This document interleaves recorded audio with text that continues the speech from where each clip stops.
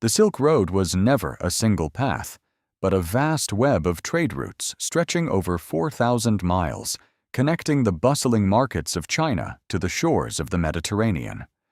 Born of necessity and desire, it linked civilizations that had never before known one another. And by the time its story ends, you'll understand why historians call it the first internet of the ancient world. Its origins trace back to the 2nd century BCE, when Han Dynasty Emperor Wu sent an envoy named Zhang Qian westward, seeking allies against nomadic tribes. Zhang Qian was captured and held prisoner for over a decade, yet he never abandoned his purpose. When he finally returned, his reports of powerful kingdoms and fine horses beyond the mountains sparked imperial ambition and opened China's eyes to a wider world. At the heart of it all was silk itself, a fabric so prized that its production was guarded as a state secret, punishable by death for anyone who revealed it. In the markets of Chang'an, the Han capital, merchants haggled over bolts of silk destined for lands they would never see. The caravans that braved these routes were formidable enterprises, hundreds of camels laden with goods, guided by traders who knew the deadly rhythms of the desert. No journey was more feared than the Taklamakan, whose name was said to mean the place from which there is no return. To survive, merchants relied on oasis towns like Turfan, Khotan, and Kashgar, kept alive by underground canals called qanats that turned barren wastes into green havens. But here's the twist. Silk was never the real story. The greatest cargo carried along these roads was invisible. Ideas, religions, technologies, even diseases, each one transforming every society it touched. Buddhism traveled east from the Himalayas with merchants and pilgrims, and at Dunhuang, artisans carved thousands of cave grottos into one of the greatest treasuries of religious art on earth. Zoroastrian fire temples, Nestorian Christian communities, and eventually Islam all found footholds along the way, while Manichaean prophets briefly became the official faith of an entire steppe empire. Sogdian merchants, meanwhile, spread their language as the common tongue of trade across thousands of miles. Then came paper. China's guarded secret slipped westward, and once it reached the Islamic world, mills rose and knowledge became cheap and abundant. In Baghdad's House of Wisdom, scholars translated Greek, Persian, and Indian texts, refining astronomy, medicine, and mathematics, including the Indian concept of zero, which would later transform how all of Europe calculated profit and debt. Not everything that traveled was welcome. In the 14th century, the same routes that carried riches became conduits for the Black Death, sweeping from Asia to Europe and reshaping societies forever. Keep that in mind. This road's story has a darker side we'll return to, one final time before the credits roll. At the western end lay Rome, whose elite craved silk so obsessively that senators warned the empire was draining itself dry in gold.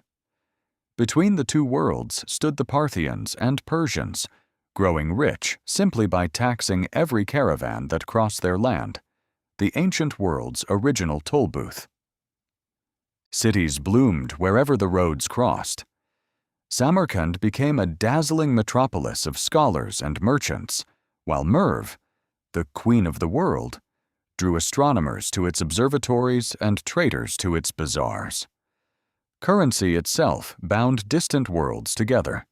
Roman gold, Persian silver, and Chinese bronze all changed hands, while letters of credit let merchants move wealth across a continent without ever touching gold, an early ancestor of modern banking. The Fergana horses of Central Asia became prizes fit for emperors, fast enough to carry warriors and traders alike. Music and instruments passed hand to hand, Persian melodies finding new voices in Chinese courts, while grapes, walnuts, and pomegranates moved west to east, and peaches traveled the other way, quietly reshaping diets across the ancient world. Here's the payoff moment. In the 13th century, the Mongol conquests unified this entire sprawling network under one authority. Under the Pax Mongolica, a traveler could cross from China to Europe in relative safety. Message relay stations called the YAM system carried news faster than ever before, and a merchant's son named Marco Polo journeyed to the court of Kublai Khan. His written account would ignite Europe's imagination for centuries. Beneath the glittering commerce ran a darker current. Human beings were bought and sold in the very same markets as silk and spice, marched across deserts bound for distant courts, a hidden, painful thread woven through the fabric of exchange. Luxury, meanwhile, took countless forms. Cotton from India and richly dyed carpets from Persia filled bazaars, while indigo and cochineal produced the era's most coveted colors.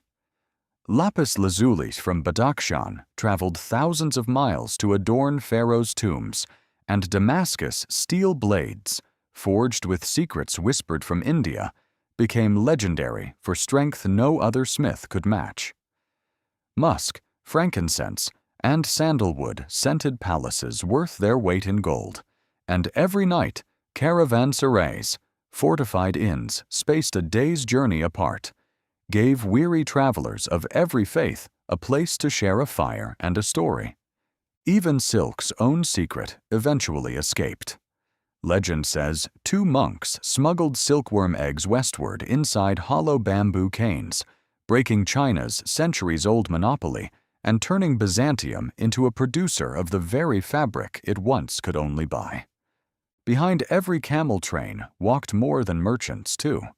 Traders often doubled as spies, gathering intelligence on rival kingdoms, prices, and armies, while cartographers slowly stitched together fragments from travelers' tales into maps of a world growing smaller by the year. Glassmaking secrets traveled in both directions. Roman and Syrian craftsmen dazzled buyers in Chinese courts, while Persian potters later imitated Chinese blue and white ware until entire kilns across continents blazed with borrowed techniques and native imagination. As empires fractured and Mongol unity collapsed, the overland roads began their long fade. But the story didn't end. It simply took to the sea. The maritime Silk Road surged to prominence, and port cities like Quanzhou, Calicut, and Malacca became cosmopolitan hubs where a dozen languages mixed in a single afternoon. Chinese porcelain-filled ship holds bound for distant markets. The compass gave sailors the confidence to leave sight of land behind, and gunpowder, once a Chinese alchemist's search for immortality, reshaped warfare from the steppes to European fortresses.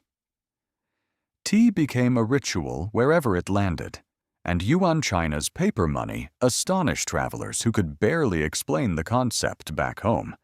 Remember the plague we mentioned? It followed these same sea lanes too, proof that connection always cuts both ways, carrying both fortune and misfortune in equal measure.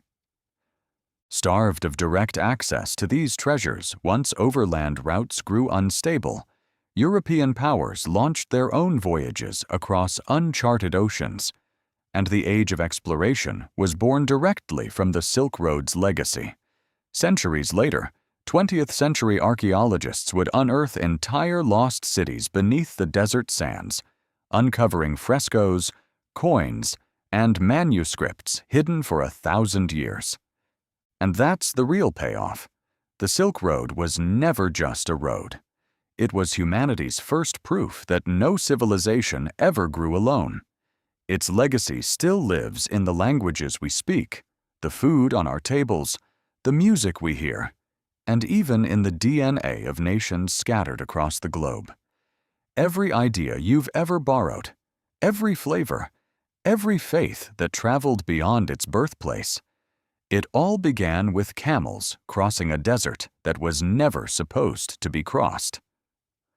So the next time you sip tea, read a printed page, or hear a melody blending sounds from opposite ends of the world, remember, you're still walking a road that began over 2,000 years ago. We have always been connected. We just needed the courage to build the road.